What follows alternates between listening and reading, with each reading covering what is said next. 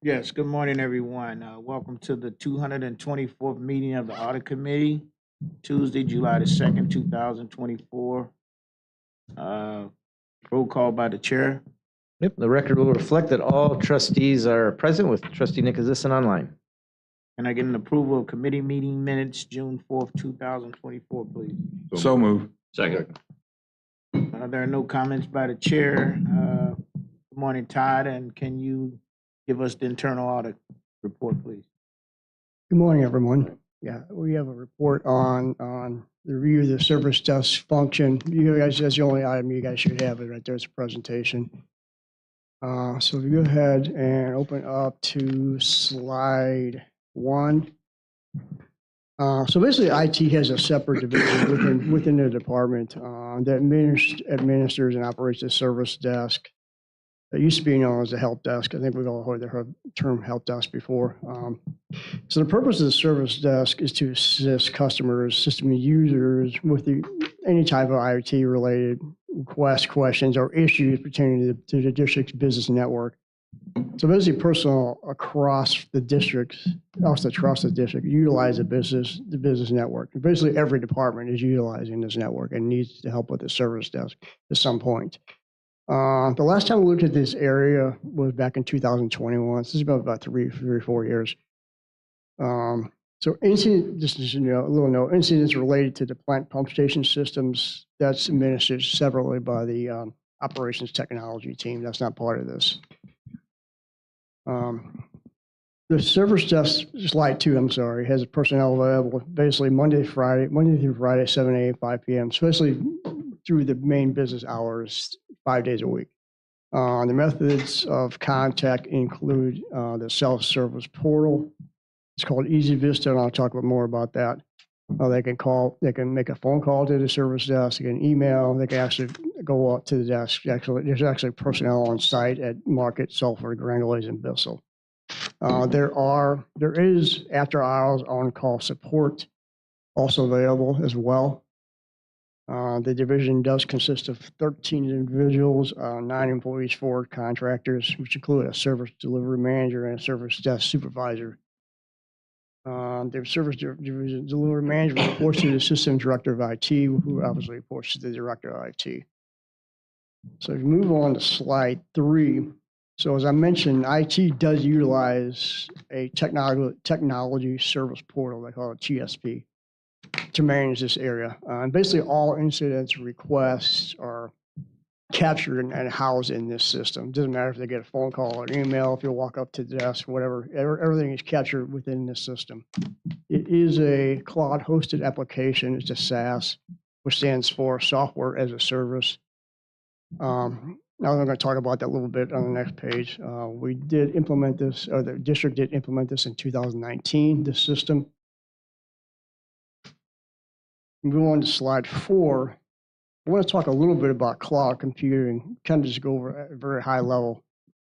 We throw that term around a lot. It's in the cloud, it's hosted by the cloud. What does that really mean? Basically, what it means is there's a third-party service provider that's providing some portion of the IoT services for that particular system. In this case, it's a service desk. And the customer accesses those services via the internet. There's different categories or deployment methods of cloud services. Now, the bottom part of this slide kind of summarizes those categories at a high level. The district utilizes versions of each one of those categories. So as you move from left to right, you can see on the slide the number of services provided by the third party increases. Now, if you look to the far left, you can see that's the old days. Everything was here. And I think those days are now gone. We're not going to go back that direction. Some examples of the services that we do use: Oracle Cloud Infrastructure Azure. That's an infrastructure as a service. We're actually finishing up some audits on those, around security around those. A platform as a service, we use Oracle Analytics. That's an example of that. And then if you go to the right, software as a service, our billing system, which we touch to our revenue audit. Fusion is our general ledger system. The external auditors look at that when they do the external audit. Payroll system is another one. We're going to do that. We're going to touch that when we do the payroll audit.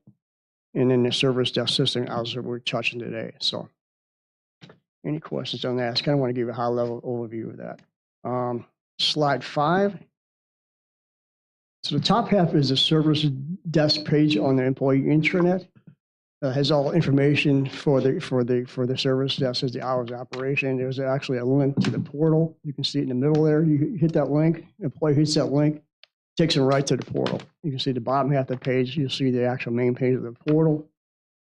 So when you hit that link, it knows who, because you're already logged on it from your single sign-on, it knows who you are. So you can check your progress of any open tickets on the right-hand corner on the top there. And there are 3 general categories which you can submit a ticket under. So it's a unified portal, so to speak. Any questions? So slide 6. So again, the scope of the engagement was a review of the district service function. The audit period covered requests from November 23 through April 24. The majority of the field work was performed in April 24. Again, the scope does not include anything related to the plant pump station systems.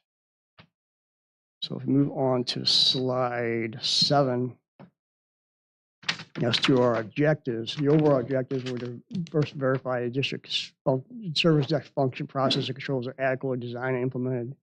Specifically, we wanted to ensure the adequacy of the service desk organizational structure, the alignment, the staffing, and the reporting structures. Make sure the policy procedures are adequately documented and include guidance on service delivery commitments, guidance on standard procedures for common tasks, so to speak.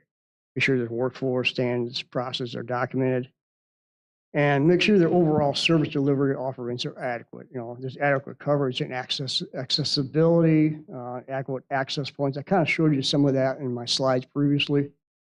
Make sure there is a user-friendly interface for customers. There's a unified portal. As again, I kind of showed you some of that. We did have an issue about after-hour support, and I'll talk about that later. Any questions? So slide 8. We wanted to make sure the incidents or requests are adequately tracked and reported and documented.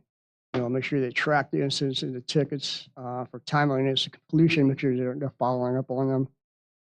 Target resolution times with monitoring and enforcement mechanisms. There should be some kind of target goals as far as timing. Documentation of root cause, documentation of solutions. So, if you had the same type of item keeps showing up, you want to learn from it and document those causes, and it speeds up the process the next time. Wanted to make sure the system access is appropriate and secure. We did have a recommendation around that, around system access. Todd? Yes, ma'am. Oh, I'm sorry. Mr. Wilder. No. Brian's fine. There's Yeah. only one of us now. I don't know, too. So when I'm thinking about this, how many inquiries do we have in a year or a month? And how and where do those come from? Are they coming from the portal? How many tickets do we have? Yeah. Jimmy may. Yeah, Jimmy may. A year or a month? Month. At about 3,000. And they do come from various areas, from the remote sites and then primarily from the market area, but we do track those by source. And then what's the clearance rate for the inquiries? We have a service level target of 5 days for incidents that are when things are broken. Right. And we have a target of 85% of the time those are cleared in 5 days, and we track that and monitor that. And are we hitting our target? Well, we're going to talk about that. Oh, okay. He has some of that data. Yes. Yeah. Okay, cool. No, that's fine. Yeah, I'm just trying to understand the context. No, that's good. It's a good question. So That was a good answer too. yeah.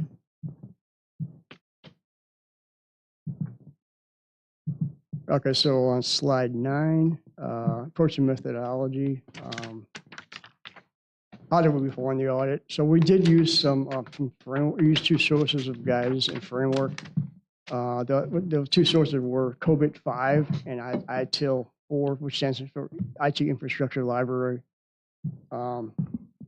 both provide frameworks for providing IT services. They're kind of an overall checklist of the items you should be able to check off when you're doing this type of services.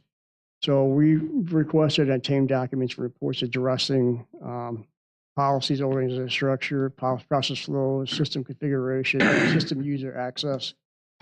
We did review documentation from the above and perform some walkthroughs and so forth. We did access the Easy Vista system, obtain reports of closed tickets for the scope period and report of open tickets as of the April field work. As far as the closed tickets review for the timeliness of the resolution, the documentation of the root cause and the resulting solution. And for the open tickets, we did an agent analysis, kind of getting to your point, Mr. Wadby. Looked at how long it had been since it's been original opened and so forth. So far as overall on slide 11, we had a generally satisfactory opinion. We felt when you aggregate the first 3 items together, we have 4 items. They were significant enough to render a completely clean opinion. We did see a lot of improvement from the last audit. We did see improvements regarding open tickets, even though we have an item on that, there was a lot of improvement. We also saw a lot of improvement in documentation of root causes and solutions from the last time. So When you say the 3,000, on average, 3,000 a year inquiries, how does that relate to what our experience was 2 years ago, 5 years ago, 8 years ago? Are we getting more?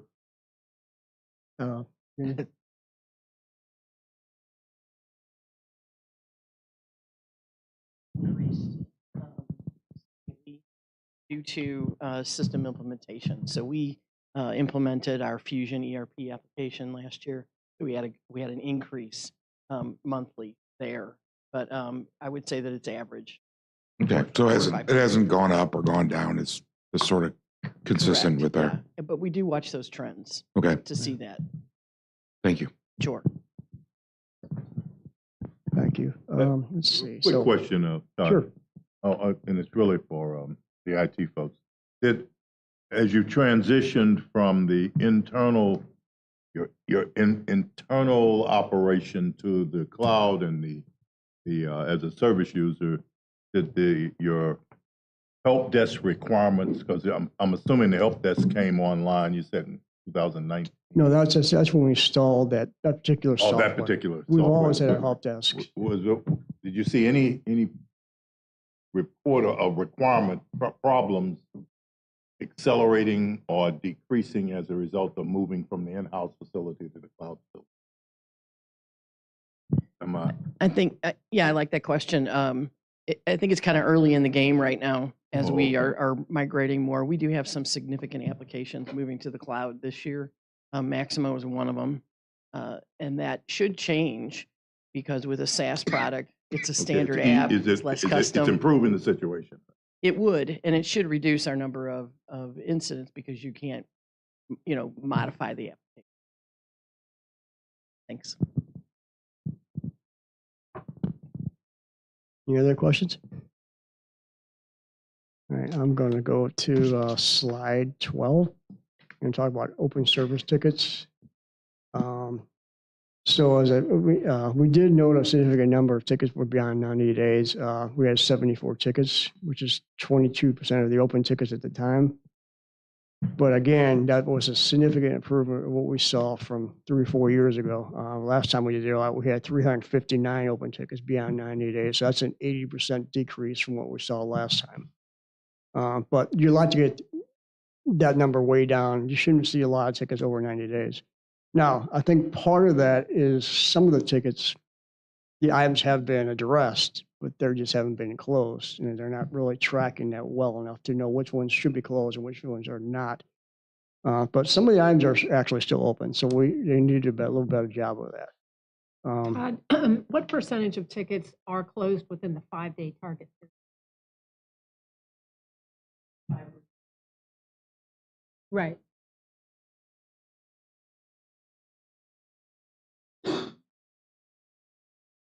You know, we have another recommendation about service levels on the next page, so maybe it may answer your question a little bit. Well, I'm seeing that 22% were open over 90 days, so I'm just trying to figure out how it could be, 85% Well, in that was 5 just days. 22% of what was open, Yeah, well, right? what was open, right? So there's a distinction between the incident, which is something, and a request, which is I need something. The request can take much, much longer. So so that 5-day doesn't apply to those requests. What percentage are requests versus, I'm sorry, Yeah, no. what percentage are requests versus incident? I do not know that off the top of my head. I can follow back up with that. My service desk supervisor, requests versus incidents. Okay, I would think that it's about half, but I can follow up with that. So, because the request is I need something, like I need a laptop or I need an application change. Incident is I can't access the system and it's giving me Right. broken versus I need something new. Give him a mic, please. Like the example she gave about the service requests taking much longer, because if we have to order something, we have to wait on the vendor for something to come in for us to configure the device. So things like PC refreshes, which is basically when we're replacing the laptops and stuff like that, it takes longer because we don't necessarily control, when the order gets placed, when it's processed, and when it comes in. So like something like an incident where a user calls in and I can't get into something, we can resolve that pretty quickly because we kind of have end-to-end control of that.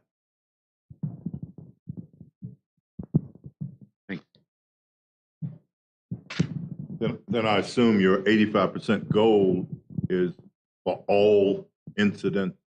You don't characterize any, have buckets of types of problems or types of calls, and you manage them to different standards.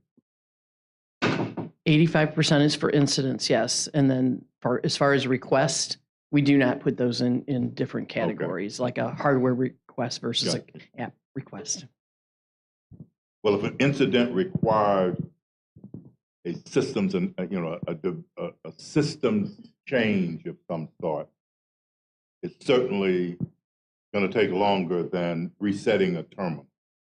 Absolutely. And so I would think you would have different standards, because it'd be kind of hard to meet the same standard for both of that category of a problem.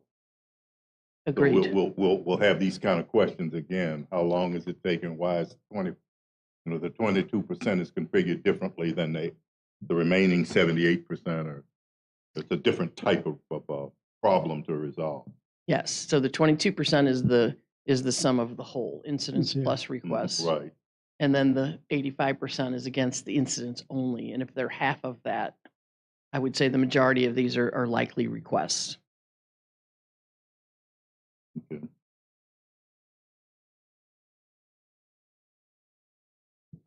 All right, any questions? I'm gonna move on to slide 13. And so as far as our recommendations, we're suggesting or recommending that there is specific ownership assigned or ownership to assign specific personnel for monitoring the overall ticket population.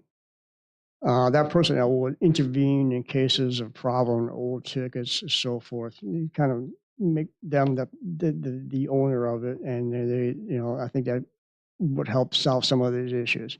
And then also develop some better procedures for identifying and resolve tickets that really should have been closed. So I think some of that population is just tickets that need to be closed. The item has been addressed. Any questions? So let's move on to slide 14, ticket resolution times. So each ticket is automatically categorized and assigned a predetermined resolution or target due date.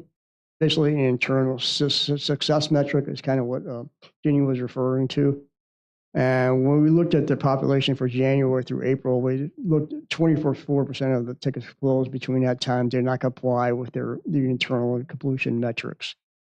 So it appears that the target dates and due dates are not being effectively monitored or enforced. So again, it is improved from last time, but I think they still need a little bit more work. Obviously, it's just going to reduce customer satisfaction. Sometimes it can affect the employee's ability to do the job. Sometimes we've all been there where something's not working properly. So really our recommendation is in conjunction with the first item. For this item, I will recommend that management implement some procedures that allow for more effective monitoring and enforcement of the completion and target due dates. Any questions? Slide 15. This has to do with after-hours on-call support. As I mentioned, there is after-hours support. A technician basically is assigned to answer the call line. The one thing we noted was the technician doesn't necessarily monitor the actual service portal during this period. So a ticket could come in through the portal and it may not be addressed till the next morning, or it could be even Monday morning, I guess, if it depends on when it comes in.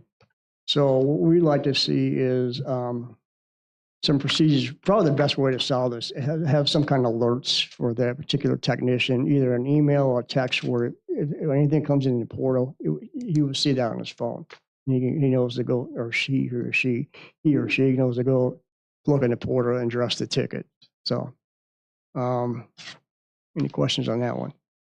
Is the after-hours support intended just for emergencies, so that if a ticket comes in after hours, but it's something that could wait until the next day or Monday? Right, whatever, right. I can comment on that with a little bit more detail. So the after-hours support is for mainly if there's like application that's down, if you're locked out of something, if something's preventing you from doing your job, basically, or if there's network access issues. So we explicitly kind of define the after-hours support, so they would know to contact us through the phone, and it will be the same number that they would use during the 7 to 5 p.m. So the number doesn't change. So if you call that same number after the 5 p.m., it goes to an on-call tech. He receives a call, documents the issue, and tries to resolve it. Or if he is unable to resolve it, he will escalate the issue to the application support team. The user basically sees maybe a delay, but not an all-night delay. If he has a problem at 6 o'clock, after your, I guess you call that your primary help desk hours. So someone is on call to take a call at 9 o'clock.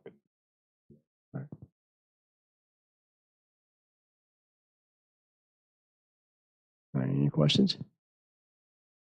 So I'm going to move on to slide 16. Administrative access within the service desk application. When we looked at the access report, there were 30 system users.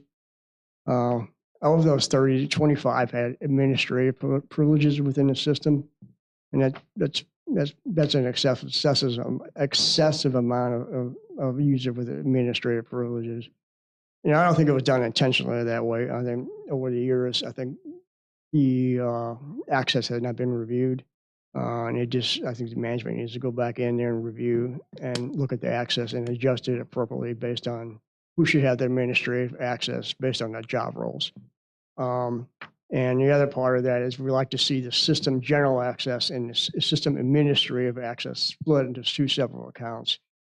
Because basically what happens when you have single sign-on, we all have that, you automatically have access to whatever systems you have access to. So they will have access to this, but we'd like to see have another set of credentials for the administrative access. And that's what we're saying when divided. Any questions?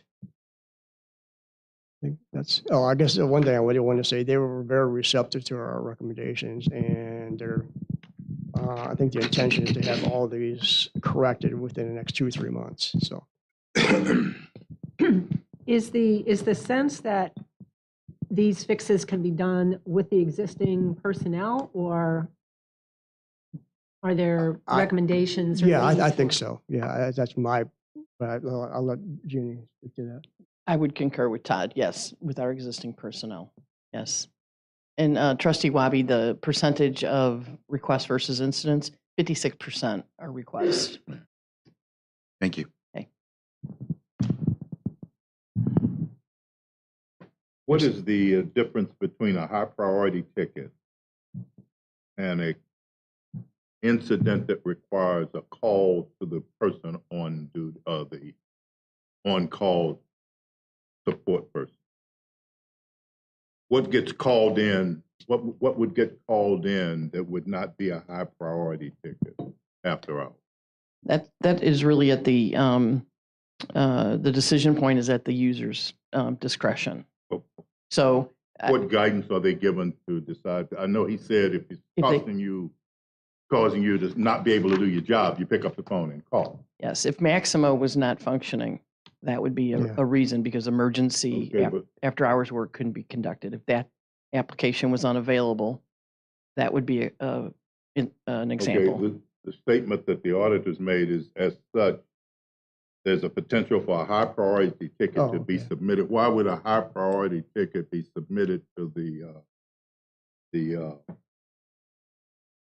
would not be identified, I'll put it that way, and addressed timely by service desk personnel, because they would put it into the normal portal and it wouldn't be seen till the next.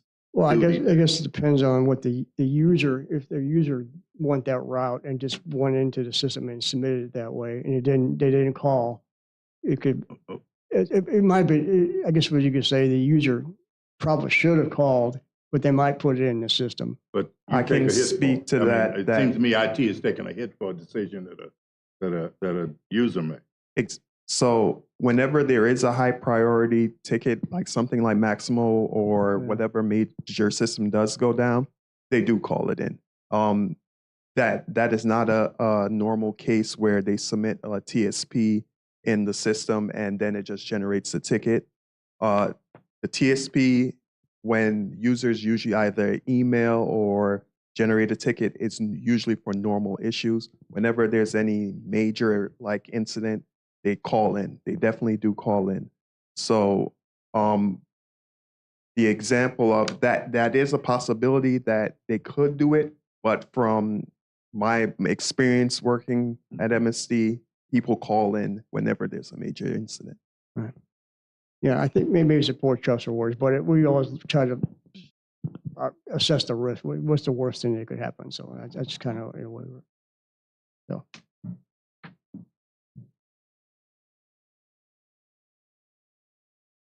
Any additional questions?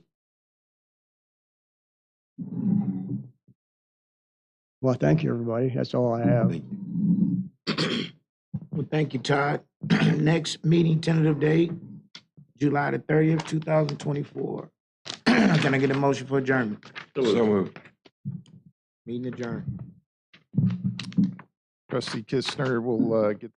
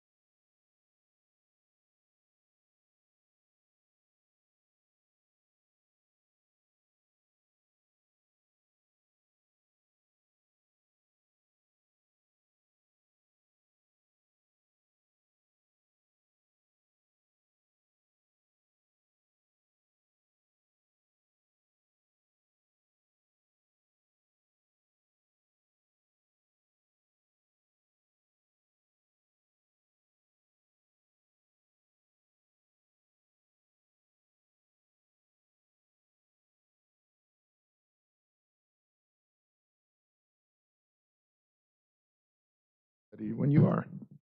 Okay, well, thank you. Is this my first time sharing this? I'm not sure I know exactly the sort of order of what I'm doing, but we'll open up the 256th meeting of the Program Management Committee.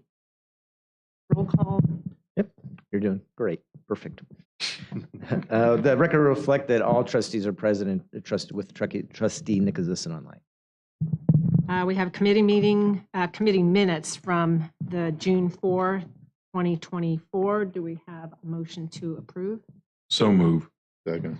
All right, there are no comments by the chair. So we have our engineering department agenda items. Good morning, trustees. Fairly hefty agenda that I'll be reviewing today and you'll be voting on next month. So if I'm moving fast, please stop me if you have a question. First item is a CSO volume reduction green infrastructure, a grant for the Preservation Square Phase 4. The ordinance authorizes the district to enter into agreement with Preservation Square 123 Landlord LLC to provide financial assistance through the Green Infrastructure Grant Program.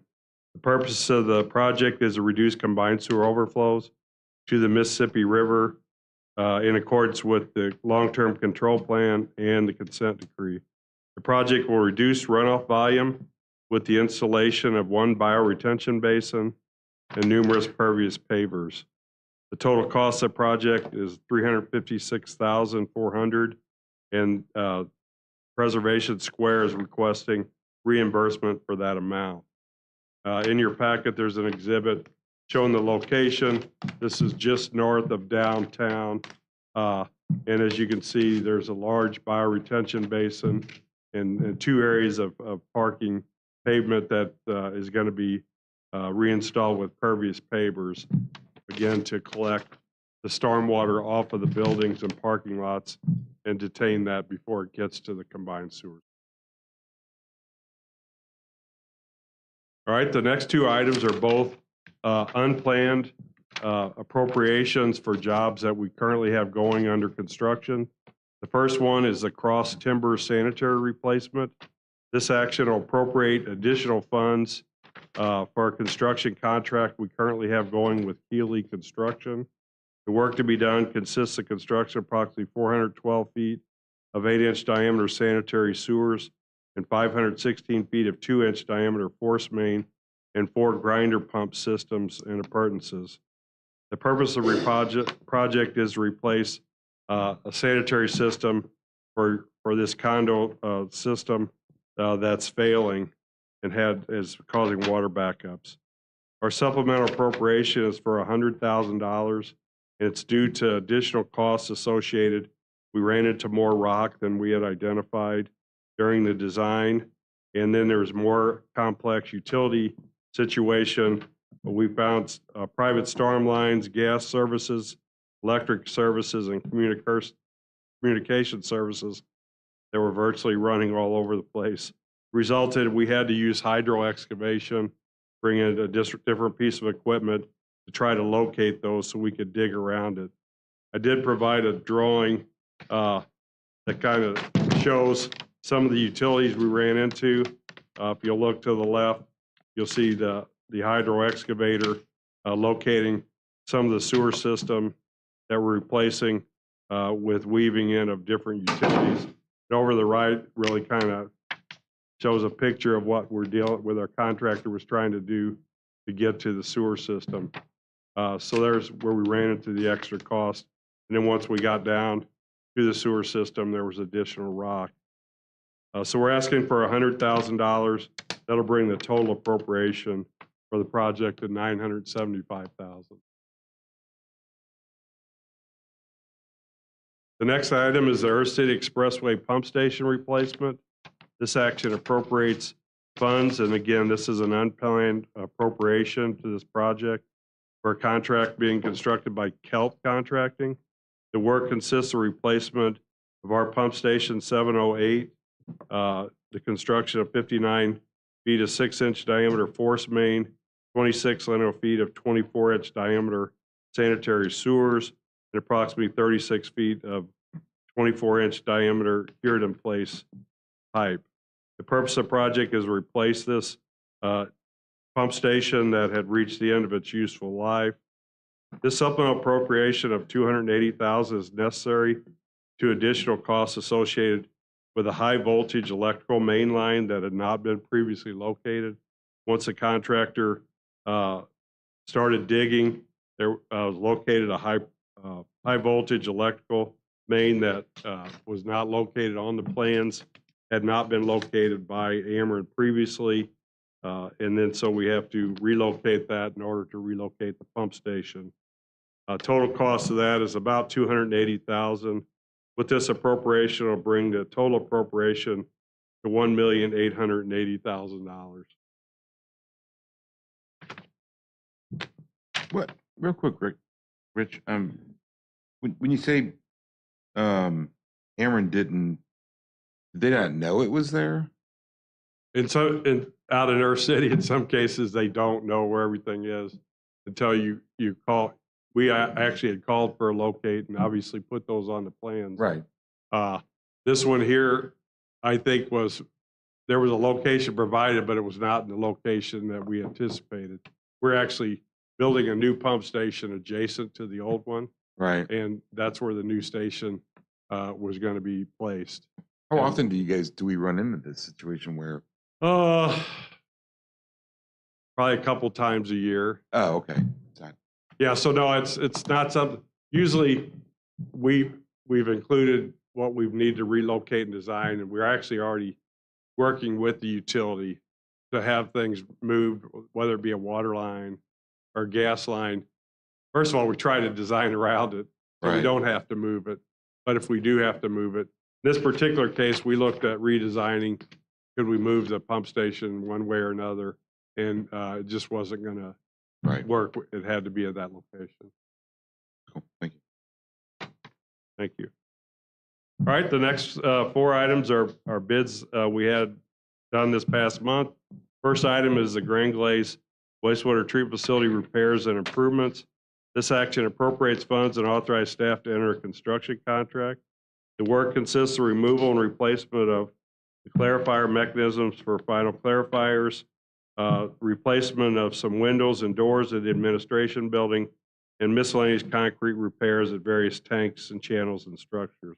So basically some miscellaneous work at the plant. Purpose of this project, again, is to extend the useful life of existing tanks and equipment. The district received 3 bids for this project. The low bid was from Tarleton Corporation. The bid was below our design estimate, and our appropriation of $3.5 million is equal to the budget for the project. Tarleton is committed to 37.41% minority and women participation, which exceeds our 10% minority and 10% woman goal for the project. Next item is the Spirit of St. Louis pump station replacement. This action appropriates funds and authorizes staff to enter a construction contract. The work consists of the construction of a new submersible pump station with incoming valve and incoming sewer manholes, condition monitoring structure, and a detention chamber. 10 lineal feet of force main and the abandonment of the existing pump station. Again, the purpose of this project is the replacement of assets that have exceeded their design life. The district received 4 bids on this project. The low bid was from Gershenson Construction. The bid was above our design estimate, but our appropriation of $1,600,000, which includes contingencies and $75,000 for utility relocation, is below our budget for the project. Next project is the Valley Sanitary Relief Phase 3. This action appropriates funds and authorizes staff to enter a construction contract. The work to be done consists of the construction of approximately 5,600 feet of sanitary sewers from 8 to 15 inch in diameter. The purpose of the project is to increase system capacity and alleviate building backups in the area. The district received 6 bids on this project. The low bid was from Fred M. Luth and Sons. The bid was below our design estimate, and our appropriation of $5,600,000 is below the budget for the project. Fred M. Luth committed to 20.06% minority and women participation on the project, which met both our 10% minority and 10% women goal. Next item is the Webster Groves Trunkie sanitary relief. This action appropriates funds and authorizes staff to enter a construction contract. The work consists of construction of approximately 1,200 linear feet of sewers 36 to 54 inch in diameter. The construction is a first phase of 2 phases for this project. The purpose of the project is reduce building backups, relieve overcharged sanitary sewers, and in the second phase of the project, we will be removing 2 sanitary sewer overflows required by the consent decree. The district received 7 bids for this project. Low bid was from Bates Utility Company. The bid was below our design estimate, and our appropriation of $3 million is below the proposed budget for the project. Bates Utility is committed to 20% MWBE participation, which meets our 10% minority and 10% woman goal for the project. The next item is an annual appropriation for stormwater repair funds. We are requesting that this item next Thursday be introduced and adopted. Currently, the funds that we have for fiscal year 24, we thought were going to last, and we've had some larger repairs that we've made with it. So in order to keep the repair program going, particularly the small sewer repair program, and keep those contractors working, we're requesting this annual funding be introduced and adopted next week. And again, this appropriation is for stormwater repairs. It appropriates funds for our smaller projects and larger repair projects that we bid through our purchasing department. The work consists of the repair, replacement, construction of inlets, manholes, and sewers and other infrastructure that is identified by our operations and engineering throughout the district. Our appropriation of $7 million will address those stormwater projects as they are identified. Projects will be awarded either through the small sewer program or will be bid through purchasing. So just kind of some statistics of the first 6 months of fiscal year 24 with regard to the small sewer program. I always like to give those statistics. We completed about $1.3 million of small contractor work in the first half of the fiscal year. 28% of that went to minority and women contractors. 13% minority and 15% went to women contractors. With regard to the number of jobs, there were a total of 33 jobs with that. Again, pretty close to the same numbers. 15% went to minority contractors and 18% went to women. The average cost of the job is around $12,000 to $13,000 on the small sewer project. And you might have said it, and I didn't hear.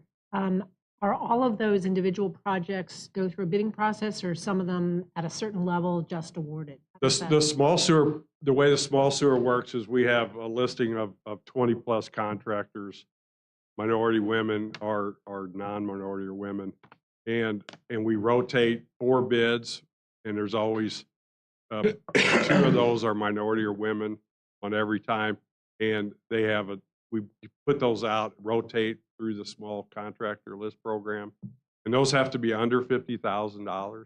That's the most we can go. If it's over $50,000 for a repair, it goes out to bid just like our capital improvement projects. But since it's a repair, we do not bring that to the board because the money's already appropriated. And as long as we're not building new capital, it doesn't require to come.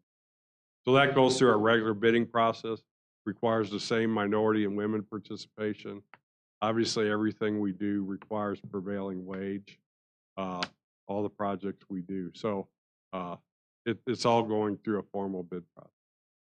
Was Thank that you. the question? Yeah, thanks.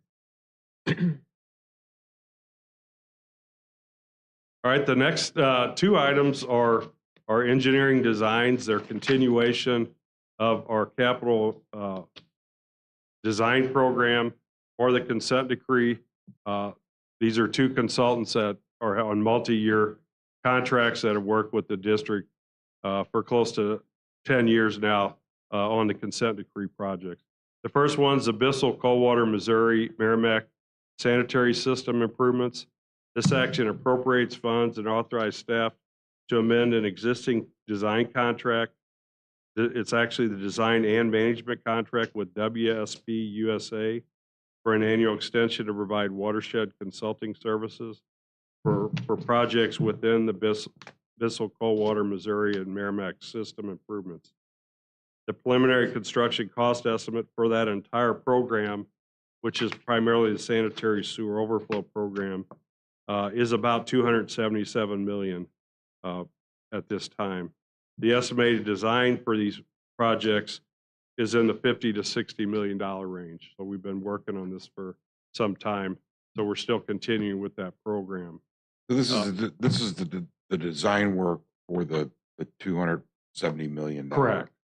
And so when do we see this hitting? This particular contract with WSP, they have one project this year, new project that they'll get. I'll bring that separately to you. And then, but over the years, you know, there might have been getting 6 or 7 projects a year. Well, this one's winding down. Probably only a couple more years for the WSP. And then the following one that I'm going to be doing for the Jacobs contract is the large tunnel project. Right. So they'll be going for some time. And so I'm just trying to sequence the bigger deal, the bigger projects. The next one I'll be talking about will be the bigger ones, and I'll go over those. Okay. But this leads into, they're doing design work for the big. Correct. Got it. Okay. WSP, we're doing small, I mean, I call them smaller, but there were large sanitary relief projects in the separate sewer area around. So one of the projects that they have that we're not bringing to you yet, I'll bring it to you separately for appropriation, is the Watkins Creek sanitary relief. We're still doing some preliminary work on that before we negotiate a fee with the consultants. This contract, originally, when they set out back in the early, there was no goal for MWBE at that time. There was a commitment of 35% by WSP and for the design of all their projects. This particular amendment, they're actually committing to 78.7%. A lot of the work they do have going on now is being done by minority and women sub-consultants, which will bring their total over the whole life of this contract to just under 40% minority and women. So, significant amount of participation there. The next one, actually, this is the one I think Trustee Wabi, you were asking about. It's a lower and middle river to pair CSO controls. These are the large tunnel projects that are that'll be coming up over the next 15 years in the program. This appropriates additional funds and authorize staff to amend our design contract with Jacobs Engineering Group.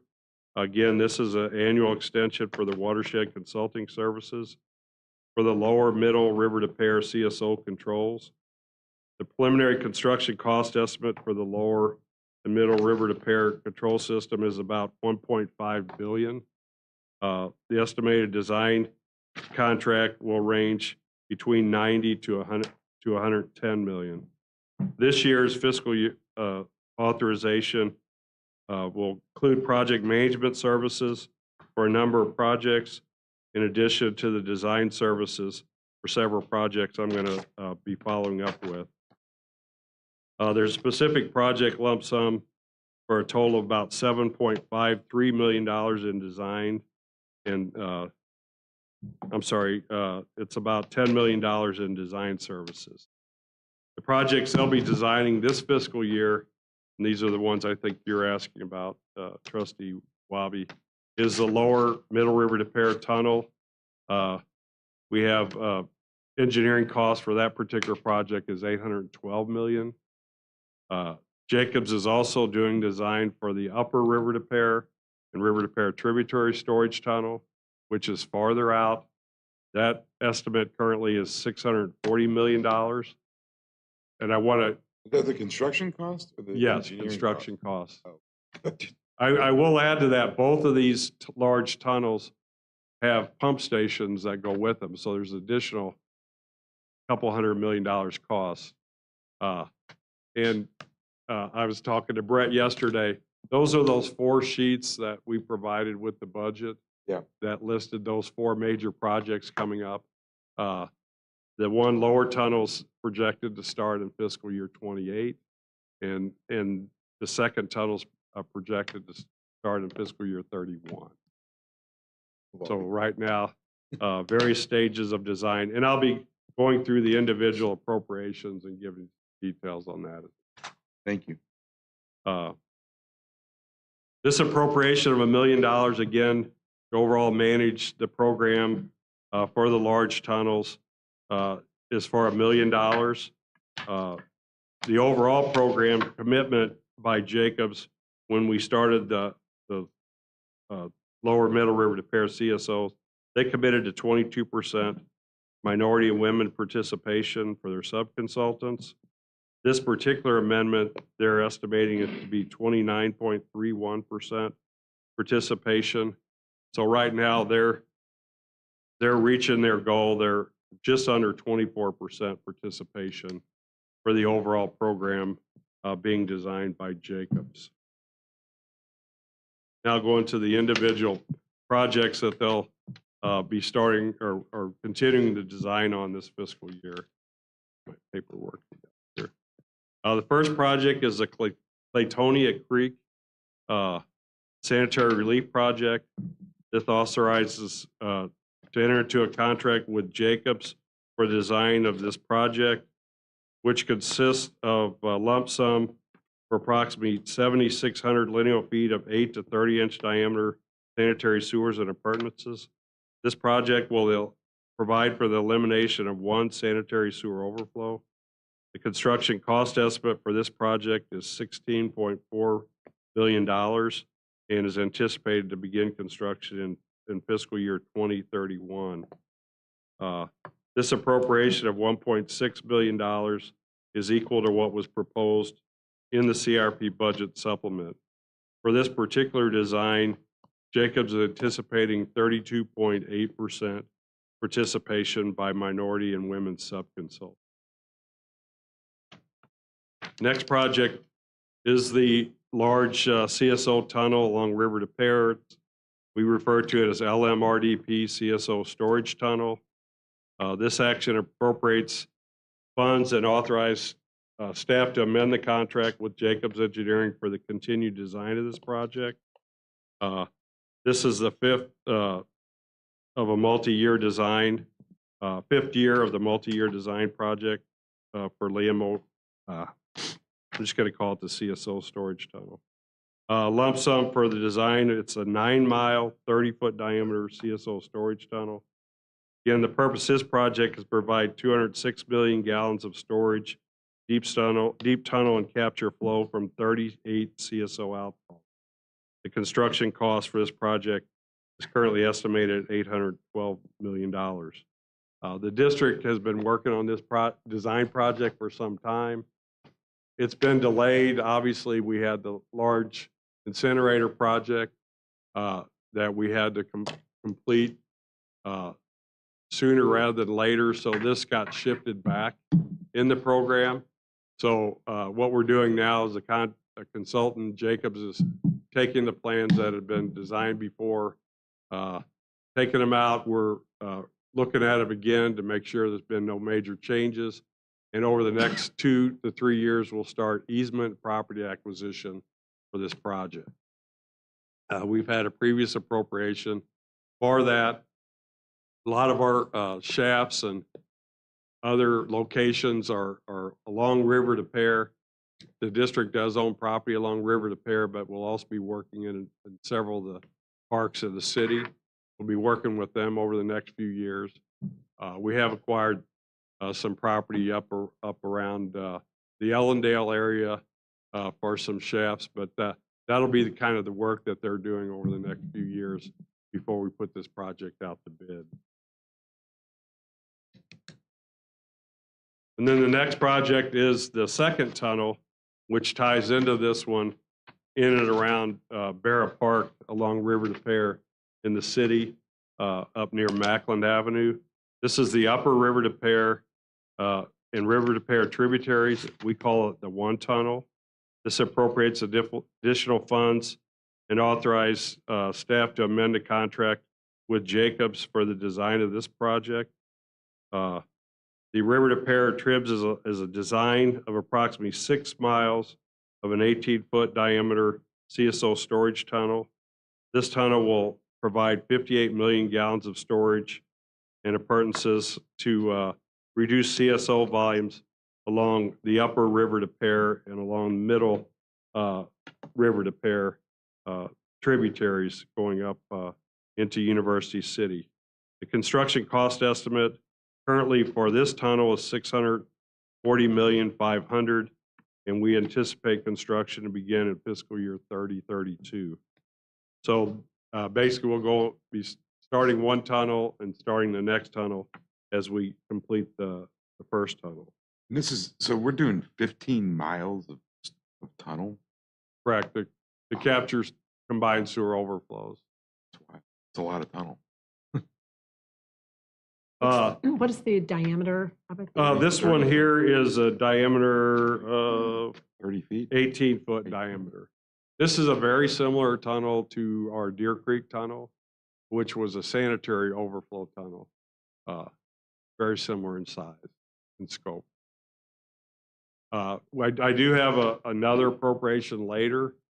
We have started meeting with municipalities on the second tunnel, discussing best locations for shafts, things like that, where we're going to have to disrupt these municipalities. When you say shafts, what, I mean, so I'm not. In other words, you're working underground, but at certain locations you have to come to the surface because we have to capture the flows. Right. In other words, we'll have parallel above ground sewers that will tie in to drop into them.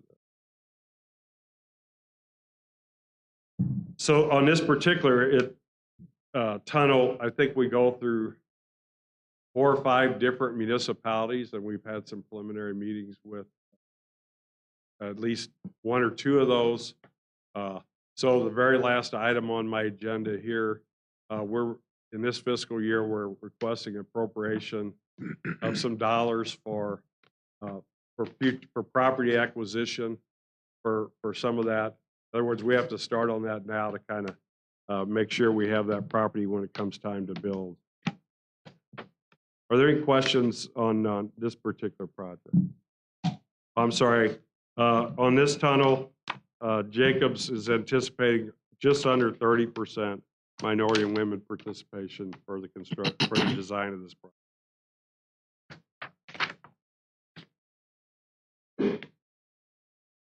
All right, the next are some miscellaneous supplemental appropriations for ongoing design projects. The first one is General Services Agreement, Facility and Sewer Design, Contract A.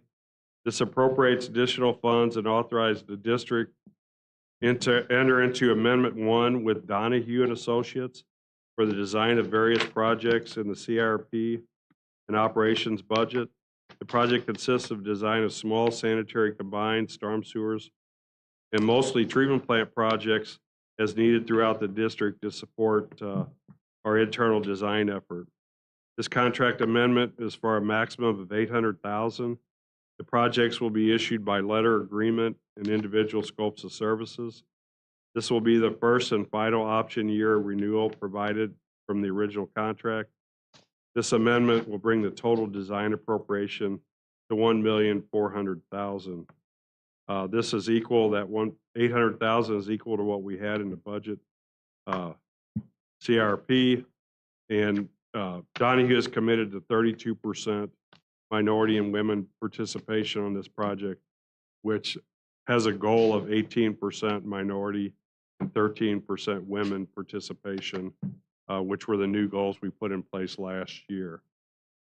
This project, this contract's primarily, we utilize this consultant to assist where we have small projects and operations. Some cases, those get bid out. In some cases, the consultant will do a design, and it might be something that our internal at the plant would make the complete, and be everything from preparing equipment and specifications all the way up to small piping projects. Next item is the Grand Glaze wastewater treatment repairs and improvement. This is the project we bid recently. This is for services during the construction, review of shop drawings and such. It authorizes us to enter, appropriates funds and authorized to enter an amendment with GHD for the engineering during construction phases. The project is for the construction, repair and removal or replacement of various aging infrastructure components at the plant. The construction cost estimate is about $3.5 million, and construction obviously is going to be starting in the next several months since I just appropriated the dollars for it. The appropriation of $100,000 for engineering during construction phase services is equal to that proposed in the CRP budget.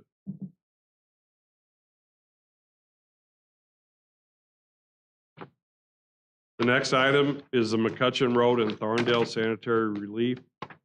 This appropriates additional funds and authorize staff to enter into amendment with Lockmuller Group for the design of the McCutcheon Road and Thorndale Relief. This provides additional funds for construction phase services. This project consists of the design and preparation of documents for 1,275 feet of 12 to 15-inch diameter sanitary sewers. Project will alleviate building backups on approximately 6 properties at this location. The cost estimate for the construction project is $1,185,000. Our appropriation of $80,000 is $10,000 more than what we originally anticipated in the budget. We've had to do some additional design revisions due to construction rights in the Thorndale Drive, which happens to be a private street. So we've had to move some facilities, move the design around to accommodate the project. Lockmuller overall committed initially to 27.86% MWB participation. Right now, they're running about just under 30%.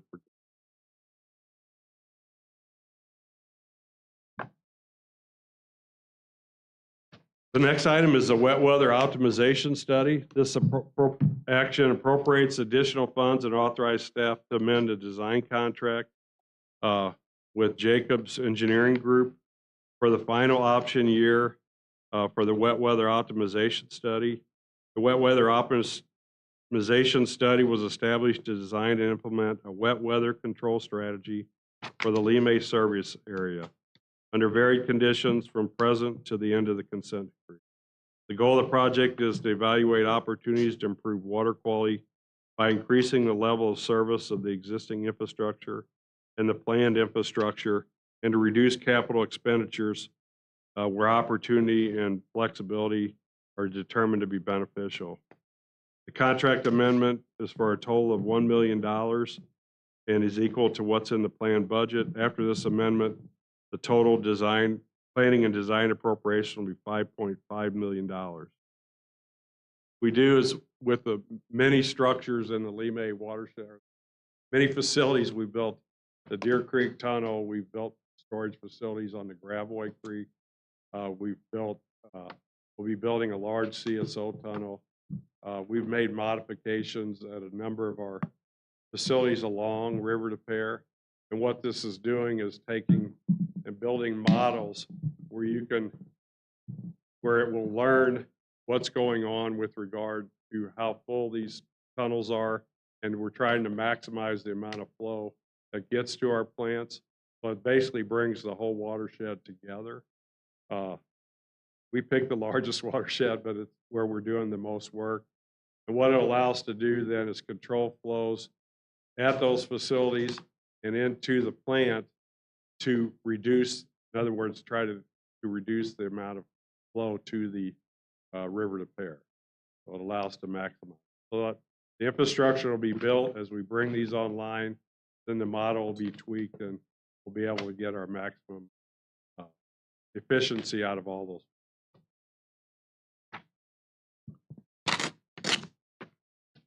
And then again, I mentioned this one earlier. Our last item on the agenda is the Upper River to Pear Tributary Storage Tunnel. This appropriation is related to the purchase of properties, demolition, and related activities, and easements, and authorizes staff to acquire property without additional board action. The buyout acquisition property is generally south of Olive Boulevard and east of Highway 170. And again, we're in the cities of University City, Richmond Heights, Maplewood, Shrewsbury, Clayton, Brentwood, and the city of St. Louis, to allow area necessary to accommodate the construction of the deep storage tunnel system. The effort will include acquisition of the property through negotiation and condemnation if necessary, and securing the site. Through the approval of this board action, district staff will be authorized to negotiate with property owners and the purpose of project included in the scope without further board action. The real property acquisition consultant will perform all negotiations. In other words, we'll be hiring a consultant. We have a consultant on board that assists with this. We'll make the first contact with the customers, negotiate, and through the closing. Consultant will perform all services in accordance with the Code of Federal Regulations with regard to real property acquisition. The district will contract for any demolition, securing the site, and final restoration under separate contracts. Obviously, we'll be using these sites for future construction, so we'll maintain and secure these properties until we utilize them, and then they'll become one of our facilities at each one of these. All these activities are funded from this appropriation. We're anticipating, just based on the number of sites, that to be $2 million at this time. In fact, there's a couple properties in University City that we're already speaking with the University City. There were a number of properties that were flooded up there in 2022, happened to align with one of our potential shaft sites to pick up some combined sewer overflows. So it gives us an opportunity to I call it opportunity purchase, be able to get those people out of the floodplain and allow us to use the property in the future. So what this funding does allows for, as we negotiate with the city, as we negotiate with entities, as we design this project, to secure those properties to avoid any kind of future things like that. So again, we did a similar appropriation when we did the Deer Creek Tunnel. We did a similar appropriation for the Lower River to Pear Tunnel. In fact, we just recently, on the Lower River to Pear Tunnel, acquired some properties in the Ellendale area that flooded. So we're able to purchase those. So it was a win-win. The people aren't being flooded anymore, and we'll be able to utilize those properties. Thank you. Any Any questions? other, That's the last item. Thank you. is there any other business?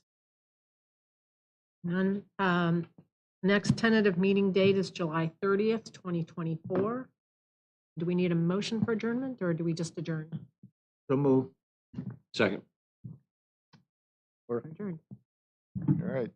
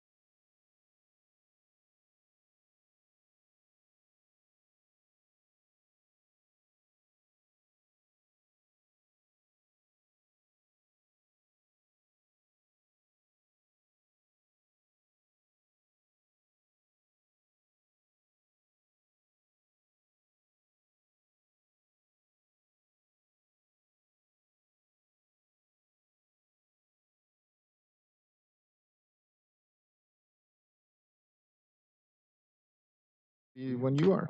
All right. We'll call order the 304th meeting of the Finance Committee. Get a roll call, please.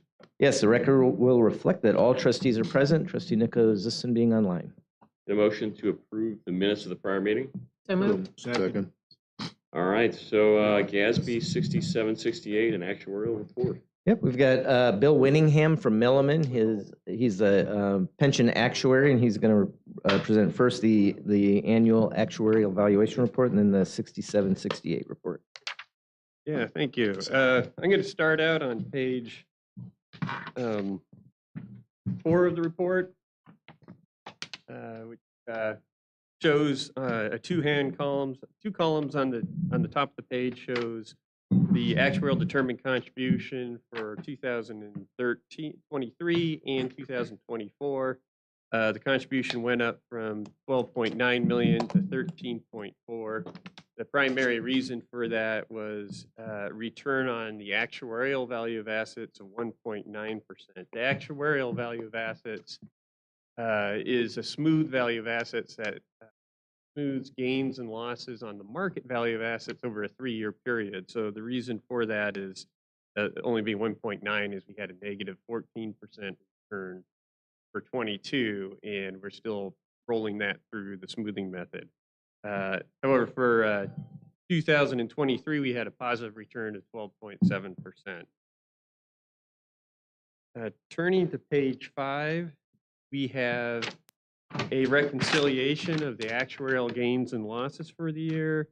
And at the top of that table there, you can see we had a loss on actuarial value of assets of 3 million, and that's because we were expected to earn 6.25, but we only earned 1.9, so that resulted in that loss. The rest of the items are mainly gains. We had a slight gain from salary increases being lower than expected. We had a mortality gain, meaning we had excess deaths over the table, and then there is a change in the mortality improvement scale.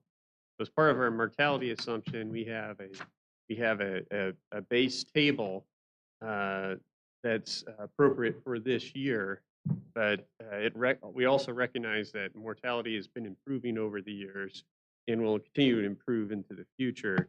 And basically what happened there is that table was dialed back. So we're not seeing a decrease or an increase in mortality, but we're seeing the improvement slowing down. A lot of that has to do with a delayed recognition due to COVID. The tables were kind of frozen for a few years during the COVID, and now they've assess that data and dialed back that improvement table a little bit.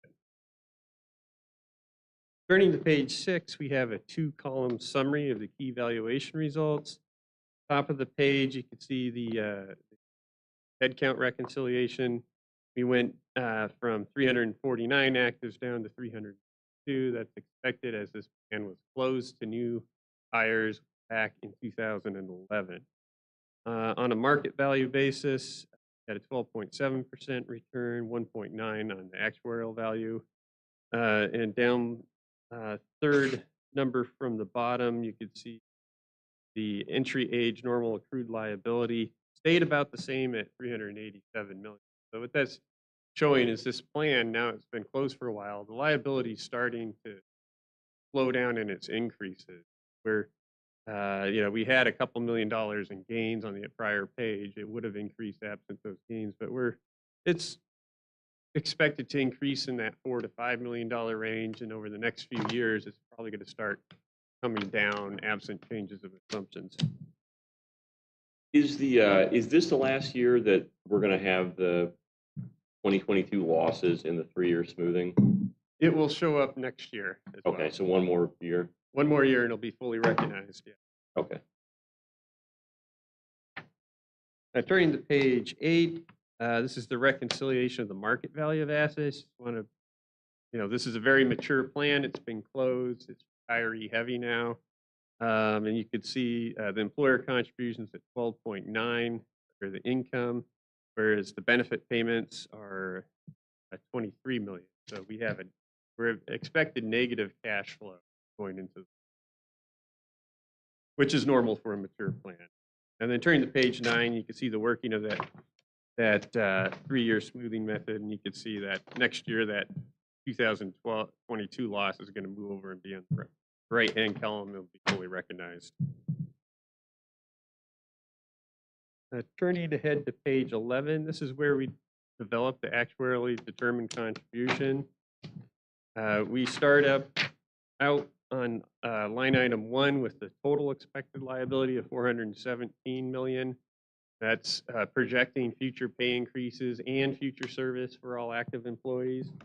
The accrued liability under the entry age normal accrued liability is the next line down is $387 million. So that the difference between those two numbers is that allocates that liability between service earned to date and service to be earned in the future. That leaves us with the unfunded liability of $58.8 million. That is being amortized in different layers over a 20-year period, which results in the payment towards the unfunded liability, the amortization payment under line 7 of $8.8 million. So we're paying $8.8 million towards that $58 million in unfunded liability and interest on it each year. To that, we add the normal cost, which is $3.8 million. So that's the value of benefits being earned during 2024 for active employees. Let's come up with the beginning year contribution of $12.6 million with interest. To the end of the year, it's 13.4. Page 12 just shows you the amortization table for all those unfunded liability. Just wanted to bring into point out the first line when we started this policy in 2008. We had an initial balance on that of $28 million. Of that $28 million, there is $6 million remaining, so we made good progress on that. Jumping ahead several pages to the back of the report, page 23, get a little more detail on the demographics. That's becoming important. Top of the page, you look at the active headcount. As we discussed, it already went down from 349 to 322. The average compensation for the remaining group is just under 89,000, and that average age is up to 53.5, so older group here.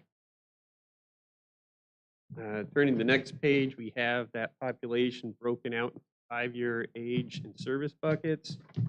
And the important thing I want to point out here is right now about 50% of the employees are eligible to retire today, and within the next 5 years, 2/3 of those retire.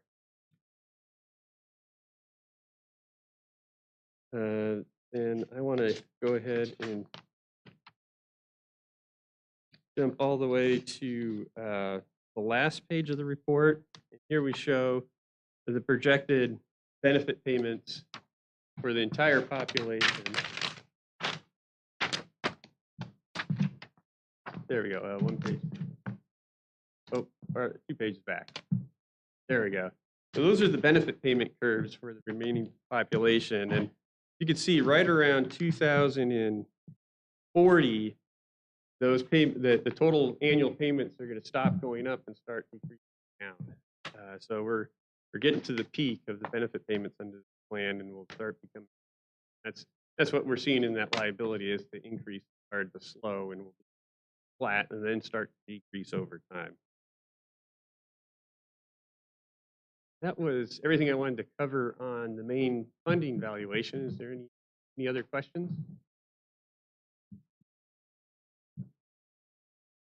Okay, the second report is the GASB 67 and 68 report. Now this first valuation was for the funding of the plan. This one is for the books, how much the district needs to report in its books for the liability of the plan.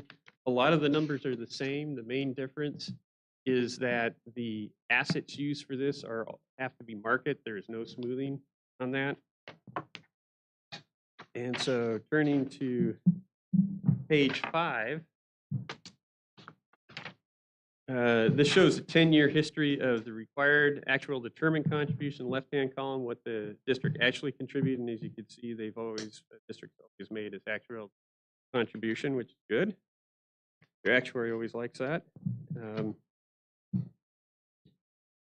Turning to page 9, we have a 10-year history of the investment return on the top of the page. You can see, as expected, with about a 50-50 allocation between fixed income and equity assets. There is some volatility there, and that's why on the funding side we use that 3-year smoothing method to try and smooth out that volatility.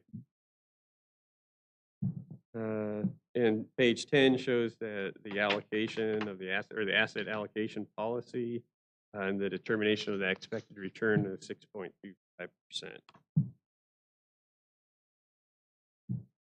Page 12 shows the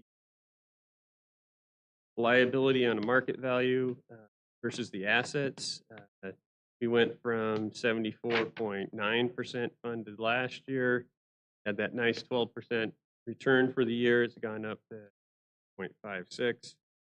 Year to date's looking pretty good. We're only halfway through, but we'd expect that to improve if things hold up to the end of the year. And next on page 13, bottom of the page, we show sensitivity to that.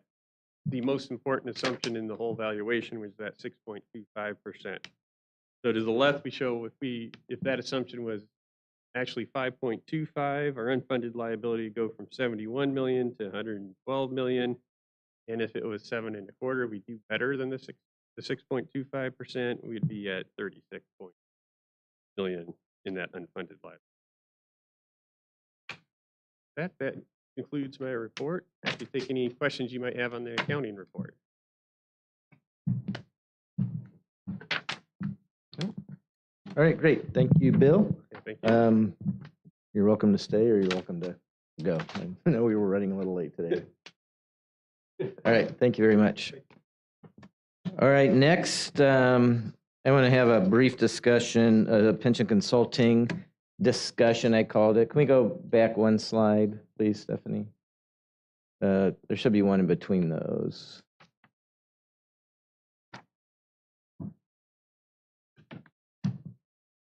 Keep going. No, there's one right, sorry, there's right before the portfolio slide. There should have been a page. If you go all the way to the end of the report. There you go. One back. There you go. Okay. We've had this discussion briefly before, but since we did put out an RFP for pension consultant recently, we've received responses and we're going to be evaluating those in just the next couple of weeks. I wanted to have this conversation one more time, and especially since Trustee Kistner is new too, you hadn't heard this before, but traditionally, or historically, I should say, we've used the traditional consulting method from our pension consultant, which means they really serve as an advisory role. So they make recommendations on asset classes and managers. They help us with searches, but all the decision-making goes through the board. So we can't make any changes to any part of the plan without board approval. What we've talked about for the last couple of years off and on is the possibility of using what's called an outsourced chief investment officer, or OCIO model. And so when we put out this RFP, we asked for responses for both kinds, both traditional and OCIO. The difference being, and I've got them kind of listed here, but either consultant serves as a fiduciary to the plan.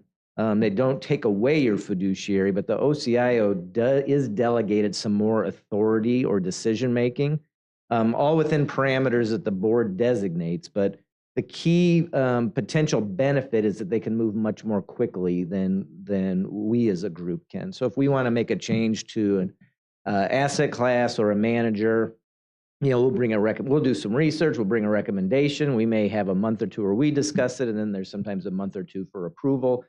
The OCIO manager would be able to make those decisions themselves on the fly, not have to wait for a meeting. They would still communicate before they make changes.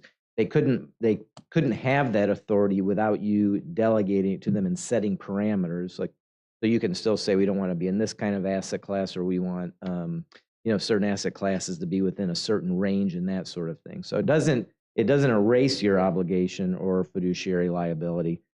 It just allows the managers, the investment professionals, to do the investing, and us to focus on kind of more bigger picture things. So I just wanted to bring this up one last time. We're just we just got these a week ago. We're just in the process of reviewing. And so when we plan is to come back next month and make a recommendation to you on a pension consultant. I just wanted to make sure one last time to see if there are reservations about potentially, we haven't made a decision, but potentially recommending an OCIO model. Previous boards, we had a couple of trustees that weren't comfortable with it. And so that's why I bring it up. Now, we can also bring up a recommendation for either and talk through it again. And then I also wanted to extend an invitation if anybody wants to participate in the process of evaluating these, or even my guess is we'll probably pick a couple and do some interviews, just a little deeper probe on a couple. If you want to participate in that, please let me know. If you have questions, because I know it's hard to bring something up here in a meeting and have you ready to go with questions right away. If you have questions that you want us to ask or make sure we vet or concerns after you think about this, please let me know, and we'll make sure that we ask those questions so that we factor that in. And do you have are you leaning one way or another? I've looked through the proposals briefly, and so what I like about the OCIO model is the potential. Again, it's potential, no guarantee, to act more quickly when market moves, or if we have a manager that we that is not performing. For example, right now we're trying to get out of the real estate fund that we're in. If our consultant had this kind of ability or delegated authority previously, we might have been able to get out of this investment before they put up gates. So we're getting out slowly. No guarantee on that, but they can also react more quickly to market moves. So I think that's interesting. It's something that we'll talk about with our the review team, which is going to be Marion and Brett and Rich and me, and anybody else who wants to participate from the board. The other thing that I think is potentially interesting is that at least some of them have pitched that this could reduce our overall fees. And I love the idea of reducing fees. We have generally low fees in the plan. The consultant fee would actually be a little bit higher, but because they pool, they have a large, they have mass, they have scale. It would be lower investment manager fees potentially. At least some of them are claiming that. So I think we got 11 respondents. A couple of them are the traditional consulting method only. Most of the respondents have made a proposal on either. We can do OCIO or traditional. Here's the pricing for one, here's pricing for the other. So we're going to evaluate all of those things, but I am interested in the OCIO model, but we've not made a decision yet. I think, I want to vet it with our review group, and then, obviously This get is more only input on from pension you. side. Only pension side. Yeah. Would you consider this for your other cash management opportunity? The broader general fund and. Yeah. So we don't. That's a good question. So right now we used to when I first started here, we used kind of an outsourced model, but we would, we obviously were involved, and we would let the investment manager know, hey, we have this much in excess cash. We want to invest this much overnight and put this out sometime in the future. Then we brought it in-house just to cut costs, and it did a little bit. However, what we found too is that when we did it ourselves, we maybe didn't get quite as good of rates sometimes as the outsourced investment manager did. So we've actually gone back to that model. There's still there's daily input from us, because every day we're positioning the cash, we're looking at the bank account balances, and we're looking at what our cash flow forecast is. Now, this is all stuff that we share with them, but we do have regular conversations with the investment manager to get ideas on how far out the curve we should be going.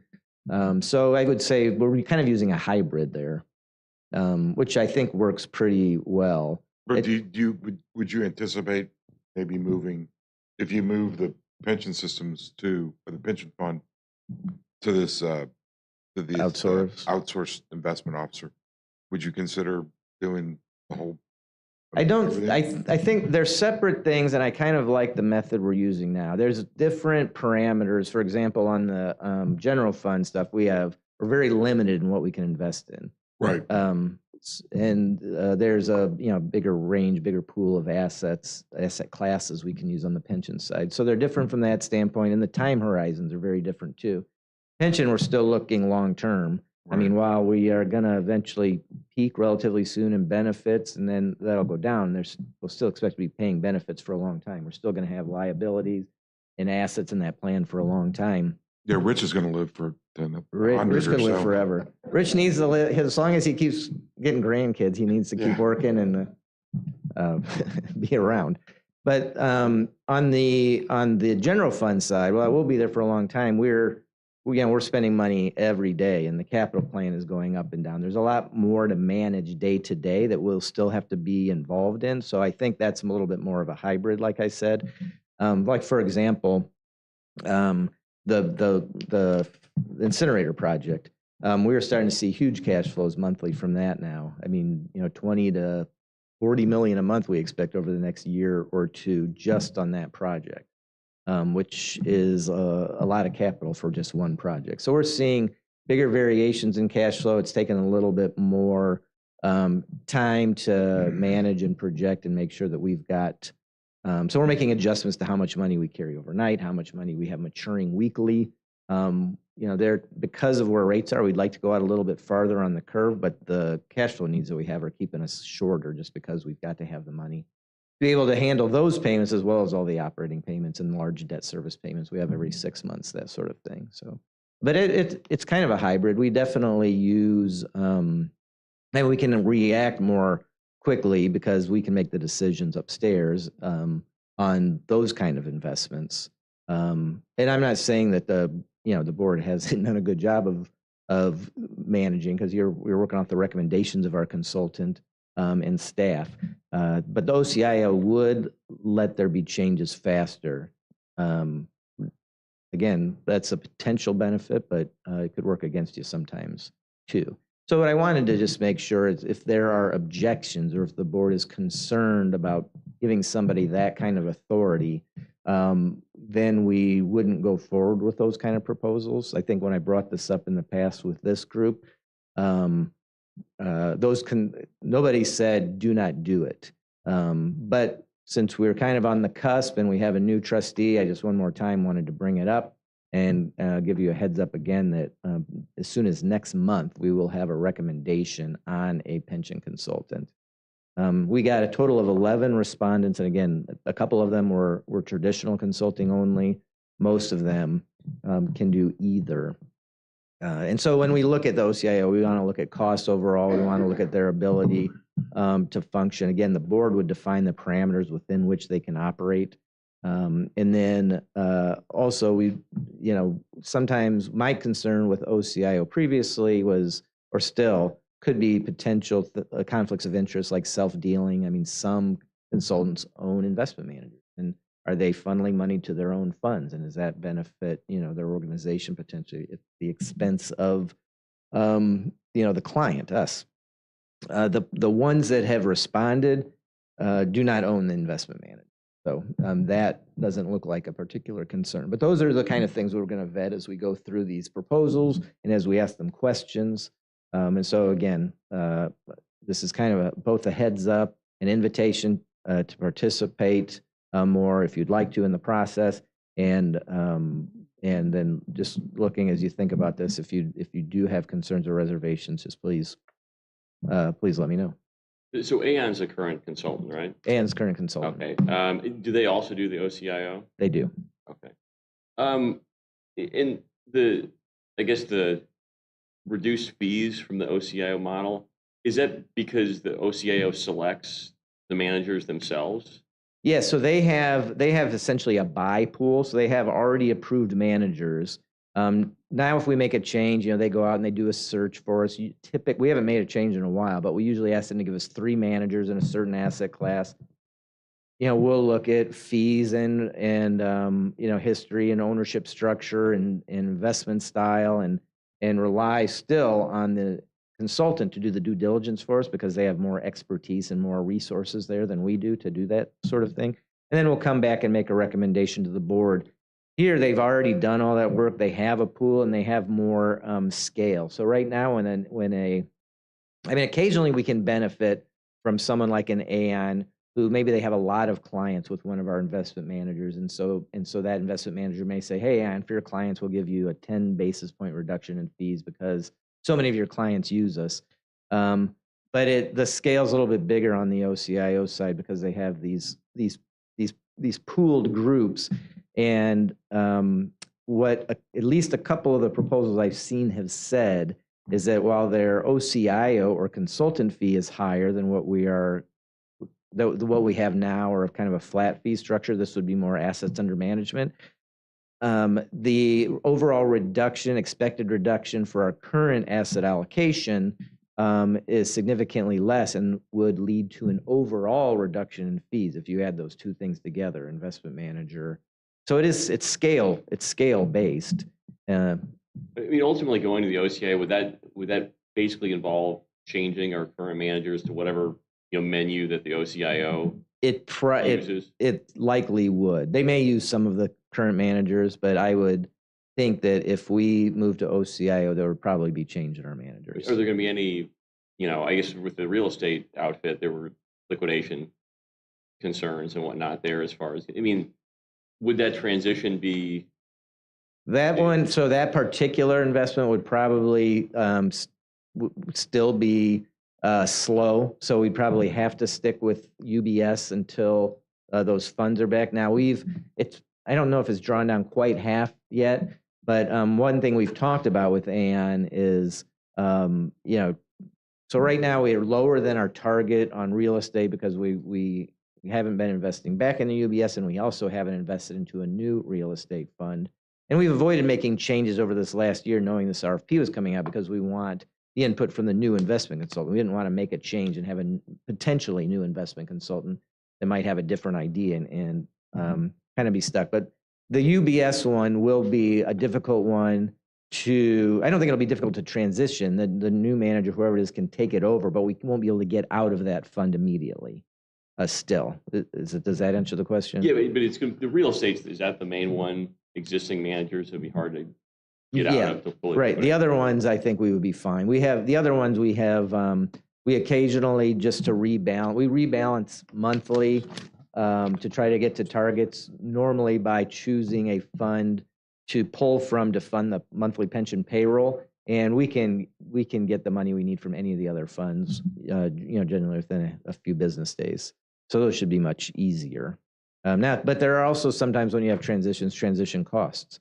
So we'd want to work with the manager, make sure we're not, for example, out of the market for a couple of days, because if you miss a couple of good days, that can impact performance pretty significantly. So those are all the kind of things that we're going to try to manage in a transition if there are investment manager changes. Does that make sense? Yeah.